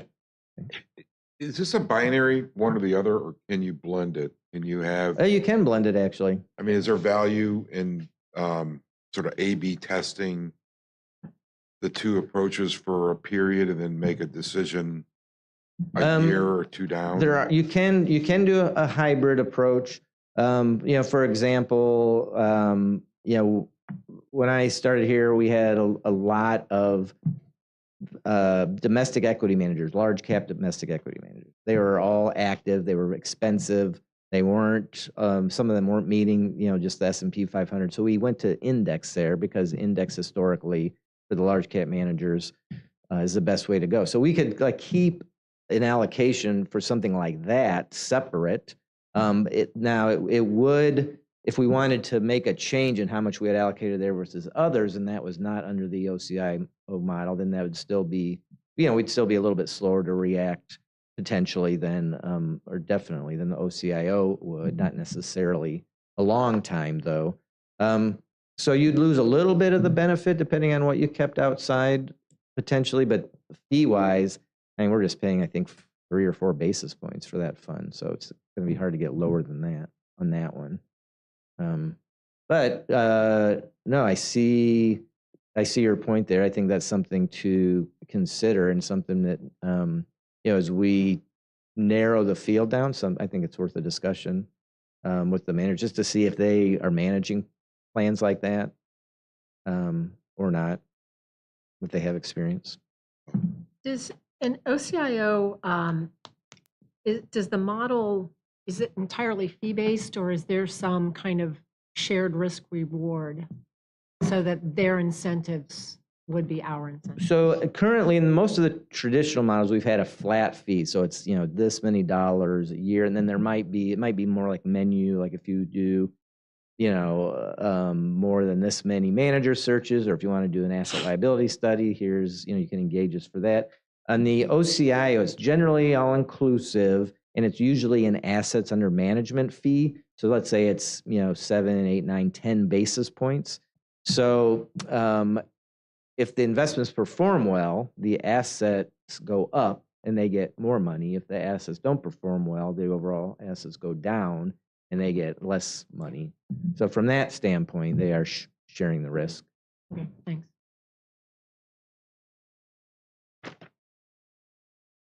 Any other questions? Okay. If you have concerns, think of something, questions, or want to participate in the process more directly, please reach out and let me know.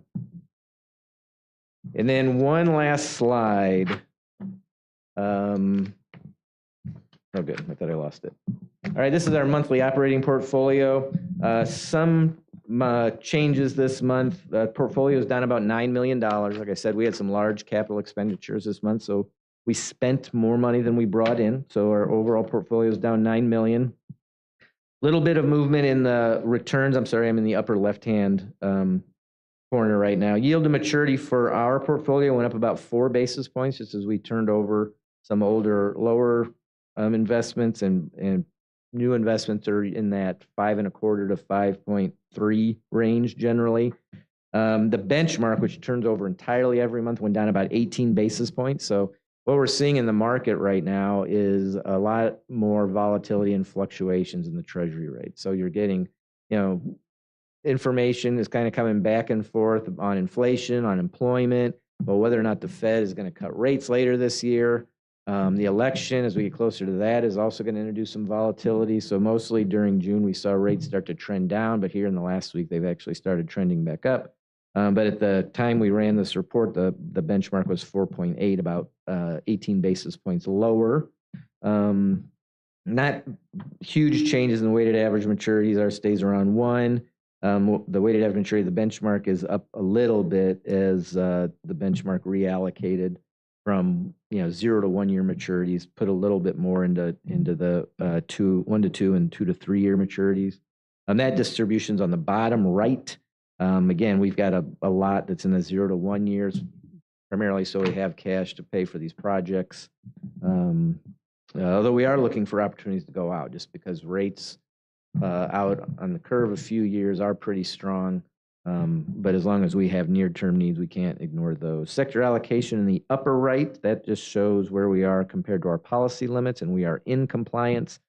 A little bit more in treasury bonds this month, a little bit less in the agency bonds or notes. And those are just kind of opportunistic and where the best rates are. And then the fund summary in the bottom left, sorry, I'm zigzagging all over. Not a lot of changes here, but the $9 million reduction in portfolio is almost entirely in the MSD operations, which is where the bulk of our funds are. Any questions about the operating fund portfolio? Okay, Trustee Evans, that is all we had for the Finance Committee meeting. All right, next tentative meeting date is July 30th.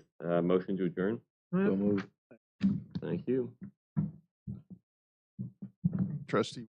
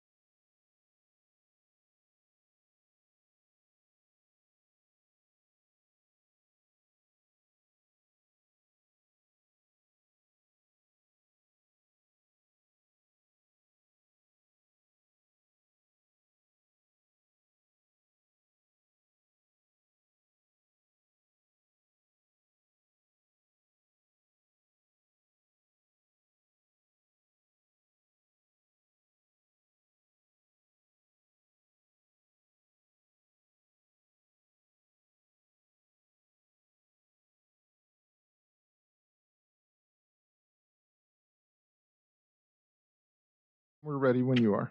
Okay, thank you. Good morning. I'd like to welcome you to the July Stakeholder Relations Committee meeting. Can I get a roll call, please? Yes, the record will reflect that all trustees are present. Trustee Nicholasison is online. Thank you. No comment. Can I get a motion to approve the committee minute from June the 4th? So move. Second. Okay. Did I hear a second? Second. Thank you. Okay, no objection. Approved. We'll move on. Ms. Coleman, good morning. Good morning. You have the floor. Thank you so much. Good morning, trustees. I have two ordinances I'm presenting today, the classification ordinance and the compensation ordinance. The first I want you to pay your attention to is the classification ordinance, which is 16424. Trustees, if you would focus on the section that says district-wide changes, I think that if I start with that, that'll give you some background to all the changes that I'm presenting today. So if you guys see that kind of towards the bottom of the ordinance, due to the closing of union negotiations, we finally successfully closed with all of the unions. There's been some changes in what we refer to as the pay schedules. So previously, the district had 5 schedules, which was A, B, BT, C, and U. And I'll kind of briefly explain. My explanation is not all inclusive, it's just kind of a general synopsis. But A was kind of for a lot of the administrative positions. B was for a lot of our labor positions. BT was for the trades. C was what you would call kind of our classic office positions. And then U is for the unclassified positions, such as myself. After union negotiations, we had to split those schedules up. We went from 5 to now 8 different schedules. And those schedules split because there were different agreements that were made with each of the unions. And so that's why we had to split the schedules up. So all of the changes that you hear me presenting today are really just talking about the split of those changes and documenting those while we're seeking your approval. So let's just start with what's going on with operations department. We've got a couple of new positions that have started with that. There's a planner scheduler for the plants.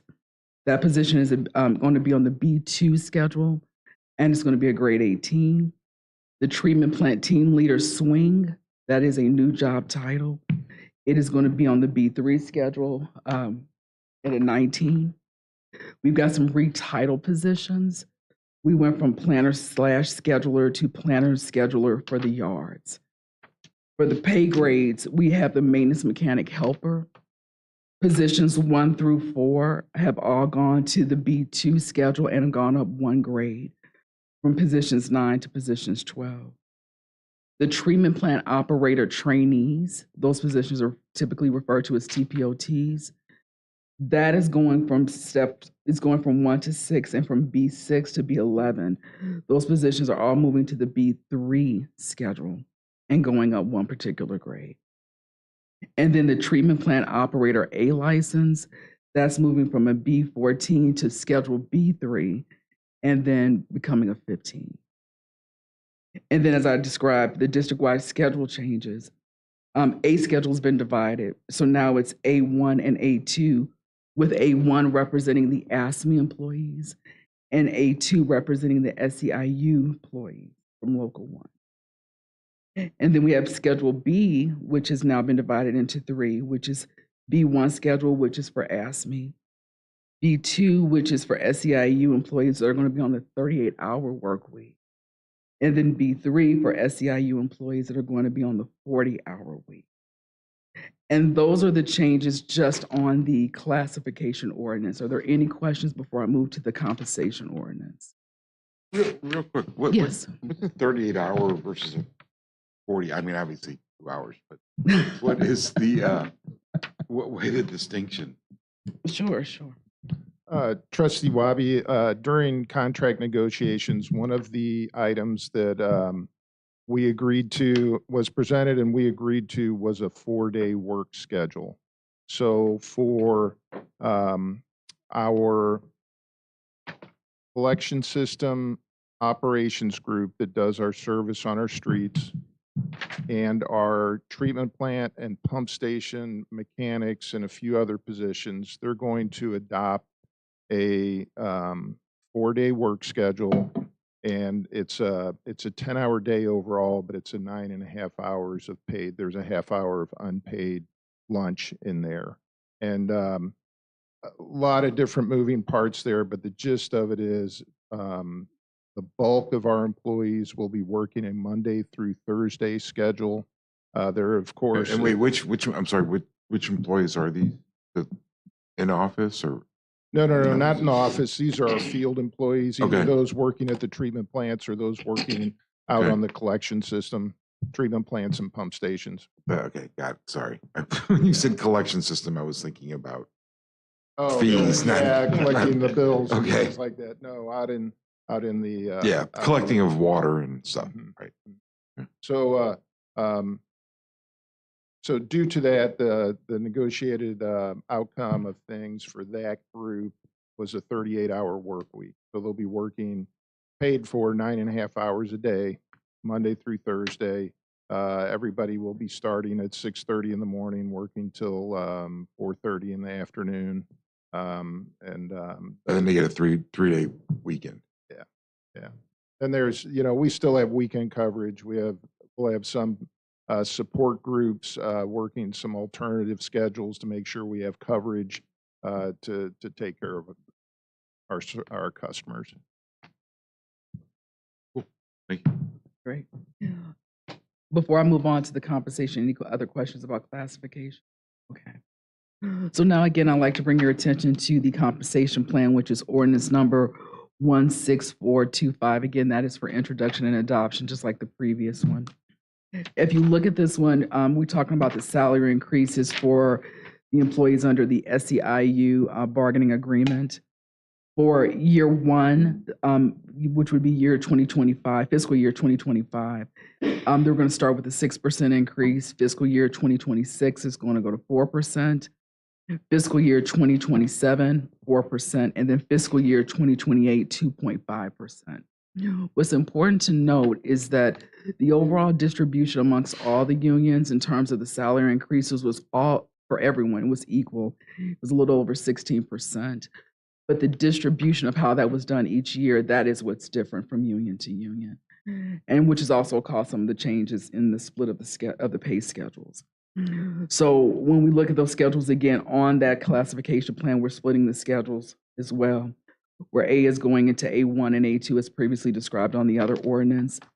And on the B schedule, we're moving to B Schedule 1 for the 38-hour employees under ASME, B Schedule 2 for the 38-hour employees under SEIU, and B Schedule 3 for the 40-hour employees under SEIU. Are there any questions about the changes to the compensation ordinance that I have up for introduction and adoption? Okay, well, trustees, thank you very much. Oh, I'm so sorry. I'm sorry.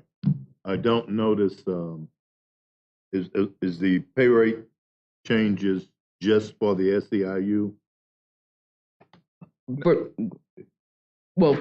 this go round, previously before we brought it for the other unions and for C and for you as well. Yes, sir. Trustee Wilson, we covered those at the June board meeting. Okay. I'm sorry.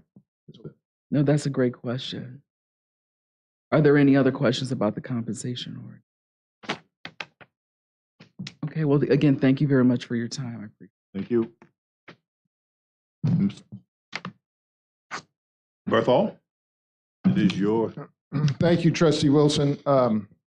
There's no board action required to this, what I'm going to discuss here. I just wanted to review where we are with regards to a letter that the board sent to the Rate Commission. So you will recall that in September 5th of 2023, the Rate Commission submitted their rate recommendation report to the Board of Trustees. There were several recommendations made by the Commission and requested the board to consider. The board responded to the Rate Commission on December 14th of 2023, accepted the rate recommendations, but the board letter also stated that they would review and act as appropriate on 5 recommendations made by the Commission. You should have a copy of the December 14th letter in your packet there, just for reference. The The 5 recommendations were for the following topics, and that was expanding our existing CAP program, our customer assistance program, establishing a task force on utility ratepayer financial impact issues, expansion of metering for residential customers in the city of St. Louis for water service, excess funds from the RAM settlement, or access funds from the RAM settlement, and then stormwater municipal grant program. So I just want to update everyone on those five items. So with regard to the first one, our customer assistance program, and I have to give a shout out to Marion. Marion's done a great job working on this along with his team. CAP enrollment over the past 12 months has increased by 28%. A year ago, we had approximately 3,800 participants. Currently, right now, we have approximately 4,900 participants in our CAP program. And we've also taken several steps to improve it. We've met with a number of stakeholder groups, implemented their recommendations, one, to simplify our application process, and then really to work with them to find out additional community events that we can attend and be at to educate folks on our CAP program. We're also using census tract income data and MSD's GIS system to send targeted mailings to customers that might apply for CAP. We've worked with the Missouri Department of Social Services to provide CAP information to SNAP, which is the Supplemental Nutrition Assistance Program, participants in St. Louis City and County. We are currently finalizing an agreement with the Community Action Agency of St. Louis County, CASEL, that will place an MSD staff person at their headquarters to process CAP applications. We should begin that September 1st. We've also contacted the Urban League regarding a similar request to serve city customers, and we're working through that process right now. Like I said, we've attended an increased number of events with other utilities, Ameren, Spire, Missouri American, to promote our program. And then we've been running a number of ads on local radio stations in May and June to promote CAP. But are we doing anything for like senior citizens and capping? So our customer assistance program attacks it 2 ways. And Marion, if I don't say this the right way, please correct me. One is for seniors. If seniors' income is 2.5 times the poverty level, less than 2.5 times, they're eligible for our program. So we do that for seniors. And then our normal program is if your income is less than 2 times the poverty level, and some other qualifiers, you would qualify for our normal CAP program, not as a senior. Thank you. Item number 2, we held a meeting on June 21st. The following utilities attended, of course, us, City Water, Ameren, Spire, and Missouri American Water. We all talked about our rate setting processes, us with the Rate Commission, the city through ordinance, the other utilities through the Public Service Commission, how we could work together with regards to that. They're all very public processes, and the summary of the group was that we really need to work together and focus on our customer assistance programs. So we had been meeting quarterly with the group, just MSD, to talk about our customer assistance program. Ameren, Spire, Missouri American, and now City Water are going to participate in those quarterly meetings so we can share information, share our status, make sure that we're coordinating with all the events that are taking place. So really the outcome of that one was that everyone is struggling to sign up and then really keep customers in their customer assistance program. A number of times folks will get signed up, they don't meet their obligations and they are then removed from the program. So going forward, we're going to focus as a utility group to really exchange ideas for our customer assistance program and improving that. The third item was the expansion of metering for residential city water customers. MSD, we met briefly with the city, or we met with the city, it's been about a month ago. We briefly discussed this and ways that MSD could support and assist residential customers in attaining a water meter. The city is considering preliminarily how they handle this topic.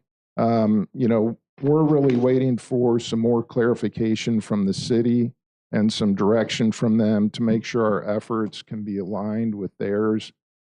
So we're going to continue to discuss this, more to come, and I'll be sure to bring this up in the future when there's something to share.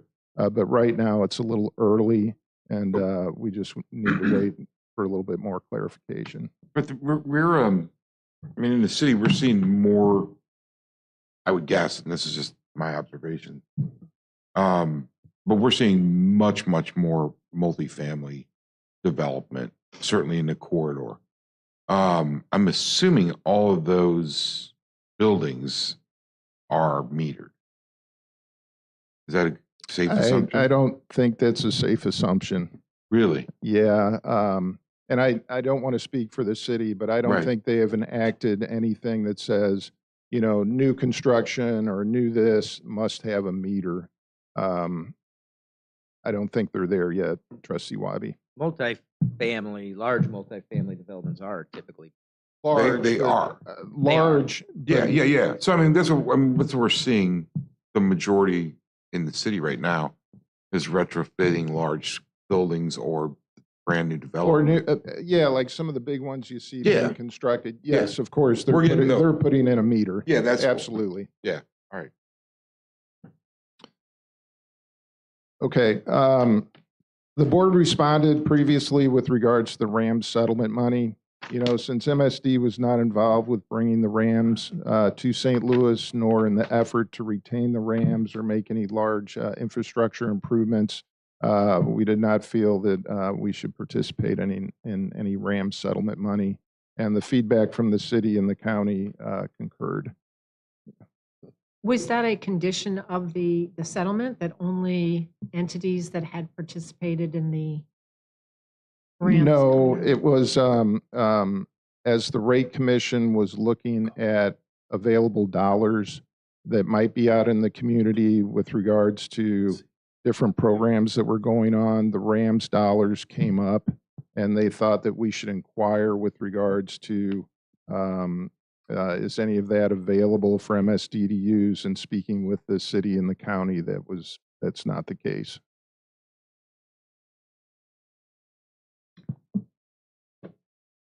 And you're comfortable with that? Yes. Yeah. And the last one is with regards to stormwater municipal grant program. We had the successful passage of Prop S in the April 2024 election. For the first time, this has given us a regional stormwater funding mechanism to address flooding and erosion issues. Part of this program is a municipal grant program based on population for all the municipalities. 30% of the funds generated are going to go into a municipal grant program. Full funding for this program will not be available until FY26. It's as we phase in the billings, and then as we phase in the taxes that go along with it. It won't be until February 2025 that we start billing the non-residential folks, and it won't show up until the December 2025 tax bill for the residential folks. So more to come on the municipal grant program. In the meantime, what we've been doing is we're coordinating with municipalities that are in the existing OMCI taxing districts, which is the operation, maintenance, and construction improvement taxing districts. And we plan on bringing a recommendation to the board with regards to those taxing districts in the October to November timeframe of later this year on what we should do with those. So I will be updating the board on progress with regards to this. Probably the next touch point will be in October or November to talk about the existing taxing districts. And like I said, there's no board action that needs to take place right now. And Trustee Wilson, that concludes my comments. Okay, thank you, Mr. President. I would like a motion to go into closed session to discuss records relating to municipal hotlines established for the reporting of abuse and wrongdoing under Section 610-21, subparagraph 16. So move. Second. All right, we'll do a We roll need to call prepare vote. to move it. Oh, Sorry, we need to vote. yeah, we do need a roll call vote. Trustee Wabi, Aye. Trustee Kistner, Aye. Trustee Evans, Trustee Watson, Yes. Trustee Wilson, Yes. Trustee Nicholasison. Yes. All right, we're in closed session. I'll ask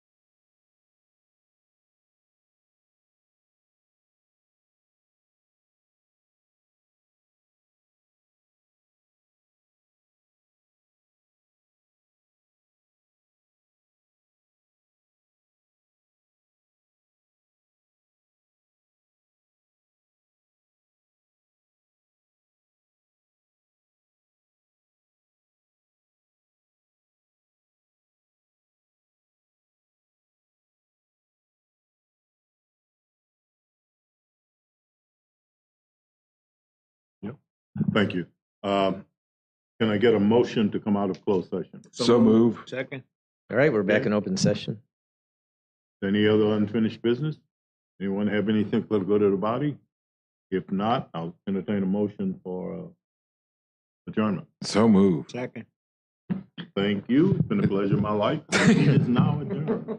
Thank you all. Thanks, everybody. The way he always ends his